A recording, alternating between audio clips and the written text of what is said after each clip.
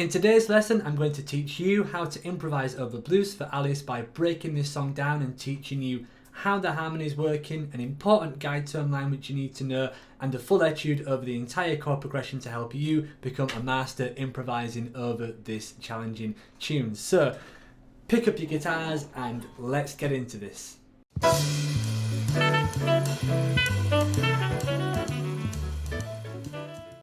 Greetings jazz guitar gurus, my name is Jamie Holroyd. I am the founder of jamieholroydguitar.com, which is a blog, video lesson and podcast all geared to helping you become a better jazz guitar player.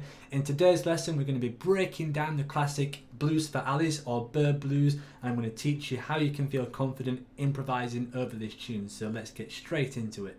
Upon first glance, this chord progression might seem daunting and that there isn't much logic and it's just a bunch of 2 5s strung together. I can absolutely assure you that that isn't the case, and there is a very logical way in which these chords operate. To demonstrate this, I'm just going to play you a simple guide tone line that goes through the changes, which will hopefully help you hear what's going on with this harmony. So here is how it sounds.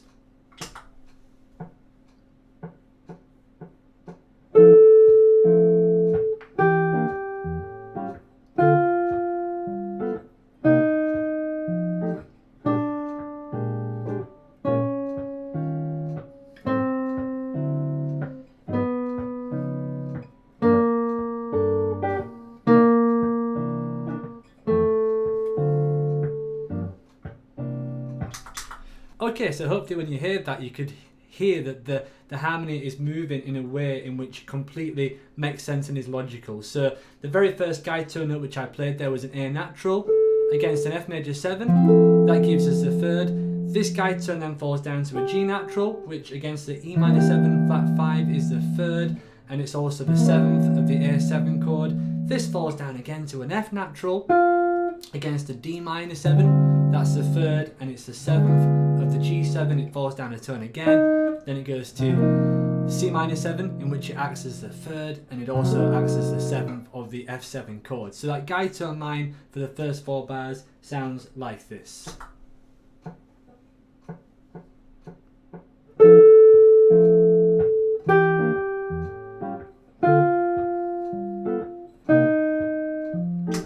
And you can probably guess where that's going to go. That wants to resolve to the D natural, which is the third of the B flat 7 chord in bar number 5.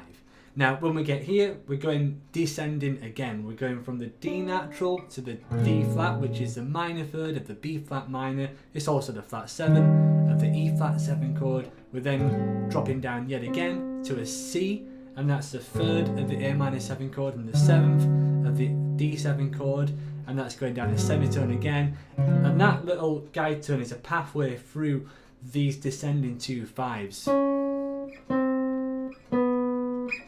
which eventually comes to the third of the G minor 7 chord there, which is the B flat. That also acts as the 7th of the C7, and that eventually comes home and resolves to the third of the F major 7 chord. So hopefully you can hear what's going on there. Maybe I'll play it just in chords so you can hear the context as well. So what I'm doing here is I'm just taking the guide tone and harmonizing that with like a drop 2 chord or something similar.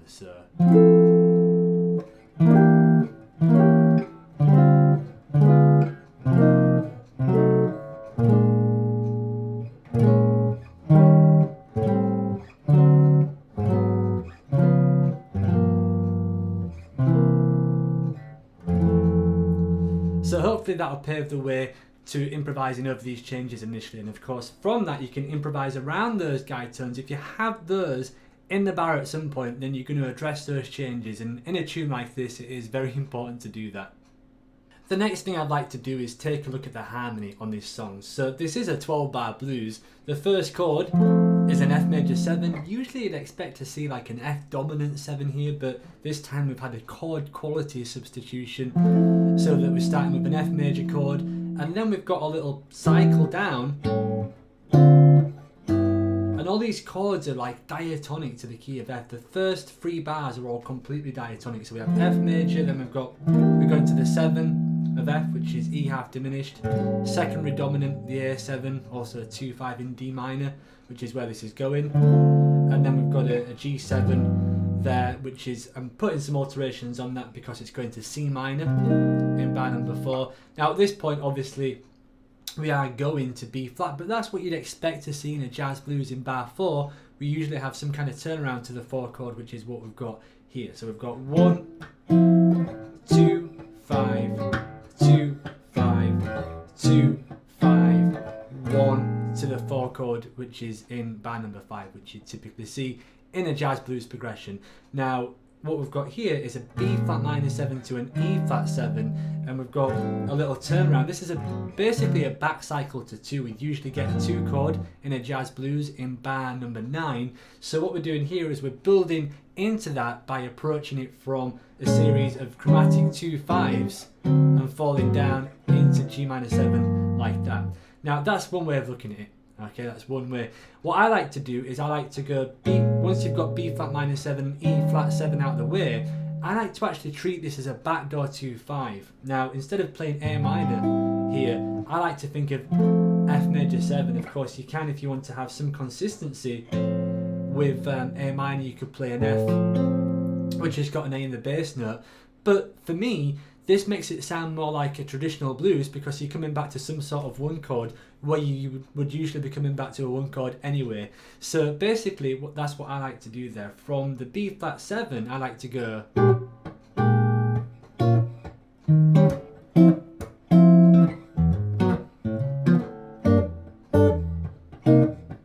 and play as normal from there.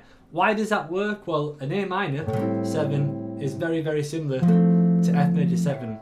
You can hear that, how similar that sounds. It's actually something called a secondary relative minor, which is why that works as well, if you want a theory term to associate with that.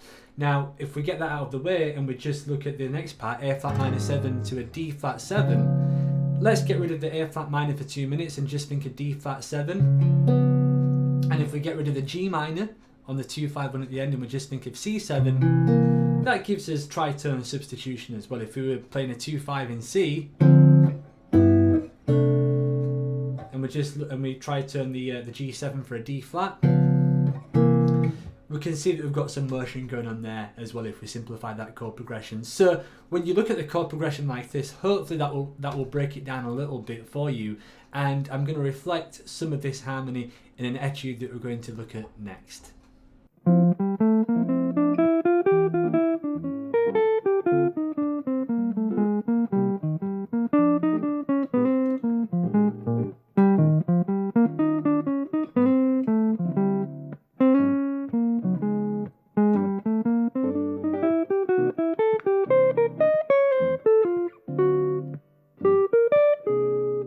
To conclude this lesson, here is a short 12-bar solo that uses some of these concepts so you can put them into a musical application. This short solo mostly uses 8th notes, and I believe that when you're working on a difficult set of chord changes like this, having lots of 8th note lines is a really good way to play smoothly through the chord changes rather than having a bunch of disjointed ideas. It forces you to get the major 2-5-1 lines and the minor 2-5-1 lines, which you know, and string them together in the smoothest possible way. Besides that, there's also many quotes from the melody. I believe that the melody to this song has some really great lines and things like that, like many of these bebop themes do. So I've tried to include some of those in there as well. So once you can play through this, I highly recommend trying to compose your own solo. And of course, composing every solo is not really in the spirit of jazz.